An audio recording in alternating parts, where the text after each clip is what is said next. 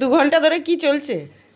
আরে এই মেজারমেন্ট টেপটা সিঙ্গে ড্রেনে পড়ে গেছিল, পড়ে যেতে দেখছি যে স্প্রিংটা কাজ করছে না। অনেকক্ষণ ধরে চেষ্টা করছি, তারপর পরে দেখলাম যে ভেতরে যে স্প্রিংটা আছে, স্প্রিংটা জলে পড়ে যেতে ভেতরে জং পড়ে গেছে সঙ্গে সঙ্গে। এই স্প্রিংটা এমনই হয়, ফলে ওই টেপ থেকে স্প্রিংটা ছিঁড়ে বেরিয়ে গেছে। ওটাকে রিপেয়ারিং করার চেষ্টা করছি, কেনা তো যেতেই পারে, কিন্তু হাতের কাজ তৈরি করার চেষ্টা করছি যদি করা যায় ব্যাপারটাকে। ওটাকে এটা চেষ্টা যদি চলছে আর কি। 2 ঘন্টা ধরে এই টেপ বিছিয়ে বসে আছে, 14বার গোটাচ্ছে আর 14বার খুলছে। 14বার। আমার যেতে আসতে অসুবিধা হলে 50বার বলছে সাবধানে যাও, সাবধানে যাও। ধারালো জিনিস তো, পায়ে লাগলে হাত লাগলে ফট করে কেটে যেতে পারে, ওই জন্যই আর কি। হ্যাঁ সেই।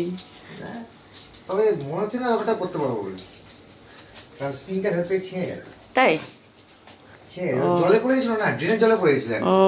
হাত ডুবিয়ে তুলেছি, বাবা শুধু ধুয়েছি, ধোয়া মানে ভেতরে জল ঢুকে গেছে, মেন স্প্রিংটাতে জল ঢুকে গেছে। আর এই স্প্রিংটা এমন একটা সফট স্প্রিং যেটা ভেতরে টানে আর বাইরে খোলে। হ্যাঁ, ভেতরে টানতে থাকে। আচ্ছা। ও তো টানতে পারছে না, কারণ ভেতরে জং পড়ে গেছে, ও টানতে পারছে না।